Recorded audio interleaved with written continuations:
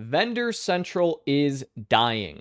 That's right. That is something that seems a little bit like a clickbait in a way, but it's really not. Vendor Central is slowly shutting down, it seems, and it's going to be something that we're going to see over the next couple of months here over a very large span of 1P sellers. So, really, what though is the difference between 3P and 1P, and why is it that this really has any impact? Well, let's start with the first part. Why is Vendor Central closing? Well, we don't really know. Amazon recently sent out this letter to a lot of different sellers. It essentially goes over, saying, hey, effective November 29th, 2024, our vendor relationship will be terminated. We won't enter into any new agreements or extend current ones beyond this termination date.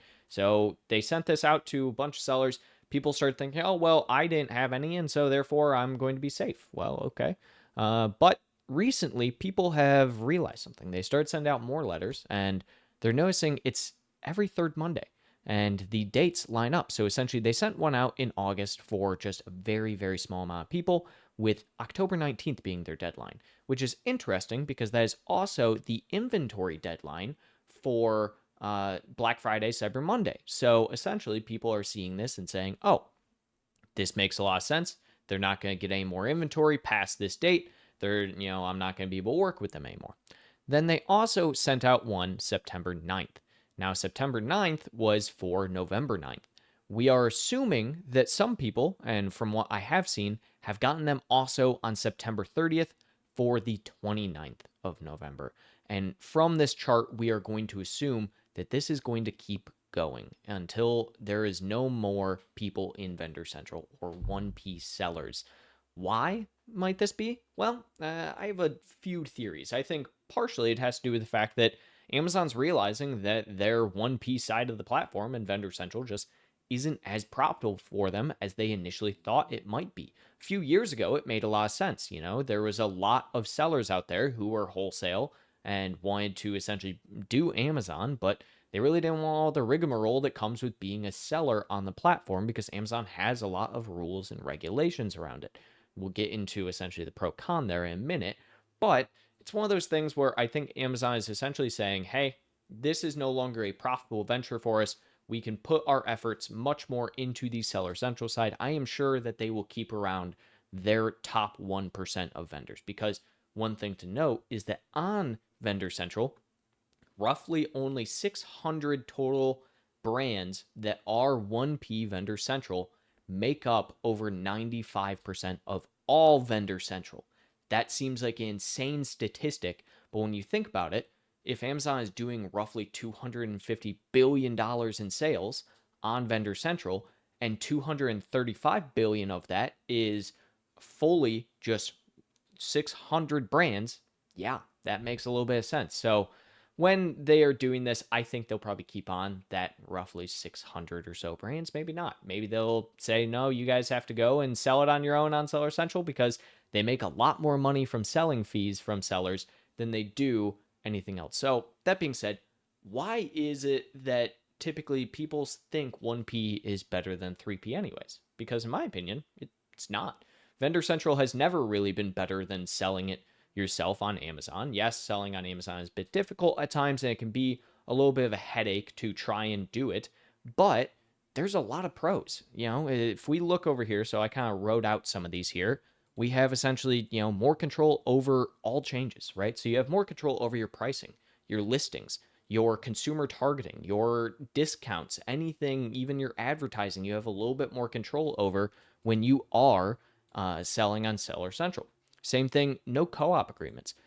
The biggest issue I see with vendors is that they're constantly arguing with Amazon over how much they're going to pay for their product. So Amazon constantly is lowballing all of these different sellers on 1P, and they don't want to, sell it to Amazon for what they're trying to charge them. So essentially, co-op agreements, you don't have to deal with that. Sell it for what you want to on Seller Central.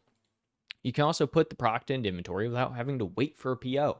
Guess what? That's going to clear up your entire manufacturing process. If you have a decent idea, especially with how Amazon works, where they set out a PO and that PO has to be fulfilled within a very short time frame that most people cannot both manufacture and ship the product out in that time frame, your inventory control on Seller Central becomes so much more clear. The reason for that is that you can actually plan out to know how much inventory you're likely going to need for roughly a 6-month, 12-month period. Could you do that on Vendor Central as a 1P seller? Absolutely. You can have a general idea of it. But the reality is, Amazon can do, again, exactly what they did in this letter and say, hey, we're not going to sell anymore. We're not going to buy your product anymore. So don't worry about anything else. You're not going to have to worry about anything. Guess what? I am sure that this exact letter going out to tons and tons of 1P sellers has caused all sorts of issues when it comes to inventory control for them. Because again, they don't have that ability to know what they're going to need beforehand. They're not able to forecast it if Amazon just decides one day not to order a PO. Next, we have more transparent billing, no more mystery charges. This is a big issue I see on Vendor, where essentially people are constantly getting random dings and charges and hundreds at the time. And, you know, on Seller Central, yes, are there a million fees? And that's one of the things I do get into down here of, what are all the different fees that we have for Seller Central? So I took, some averages here from an account and essentially looked at what everything is. So obviously we have, all of our fulfillment fees, our storage fees, referral fee, refund fees, aged inventory fees, everything in between. Amazon loves their fees. But the big point here is that it's all laid out. You have a general idea of what all of those fees are going to be. And so it's more transparent than it is as a 1P seller, because as 1P sellers, there's a lot of things that can just pop up that you don't know about. Again, cheaper cost for Vine. This is a very small one, in my opinion. Not many people should be even doing Vine, but thought I would throw it in there regardless. Again, no risk of Amazon suddenly stopping buying. That's the big thing here, is that guess what? You're entirely up to the control of what you can make of your brand on Seller Central on the 3P side. If you are going to push more ad dollars, try and get more sales, you can grow your product and hopefully get more sales out of it. You don't have to wait for Amazon to say, hey, we want some more inventory because we want to be able to sell more of this, right? And then finally, access to search query performance data to improve your overall listing copy, SEO, ad performance. This is a different one in my opinion, but I'm a big data guy. Search query performance, keyword data, everything. Yes, we have things like Helium when it comes to the 1P side of things, but you don't have as much control as you do again on Seller Central side, or because of the fact that guess what? On the Seller Central side, you can go through and you can set up your product exactly how you want it. Whereas on the Vendor Central side, you still have to go through Amazon saying, hey, yes, you can, or no, you can't do these things. You still don't have access to all of the data that Amazon themselves has, which I'm guessing that that's what they use for doing all of the POs. It's one of those things where at the end of the day, it just helps to have that kind of data. You can improve your overall brand. If you're someone who's been struggling to grow on Vendor Central, that largely probably has to do with the fact that you don't have access to the right metrics and data to be able to change your product and push it in a good way that you typically would on Seller Central side, 3P side.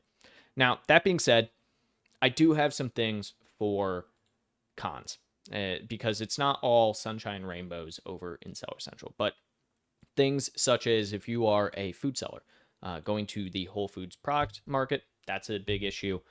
Things like won't have direct support of Amazon. So you won't typically get a Vendor Central rep. Yes, you can get a SAS rep.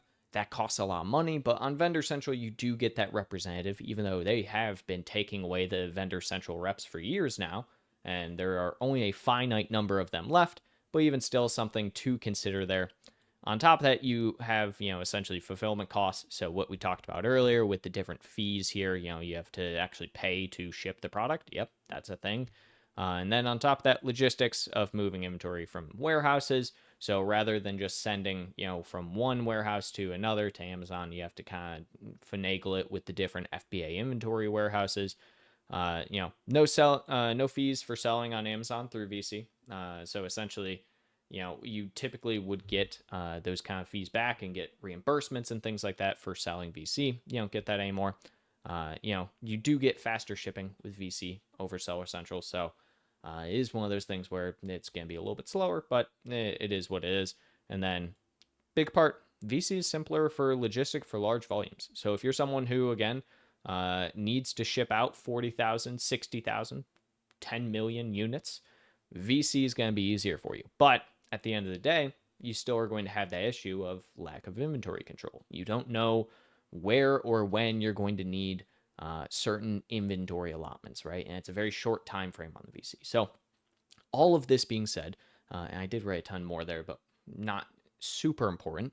The point here being is that for the actual normal seller, and for I would say 99% of brands out there, Seller Central side is just much more powerful from both a growth perspective and also being able to really set yourself up for success on Amazon. If you are someone who is currently on the Vendor Central side and you've been struggling to figure out how to actually grow more or get more POs or anything like that, by and large, it is not a bad idea to maybe start up on the Seller Central side and see about trying to grow a little bit over there. Obviously, you will be competing with your 1P side, Vendor Central, but it's something to consider because at the end of the day, it's very clear Amazon does not care about Vendor Central in the long term, and it's likely going away. So I would very much suggest that if you're more interested in growth and profitability, you head on over to Seller Central. It really is typically going to be a little bit more profitable for you. You get to decide your pricing, you get to decide your advertising,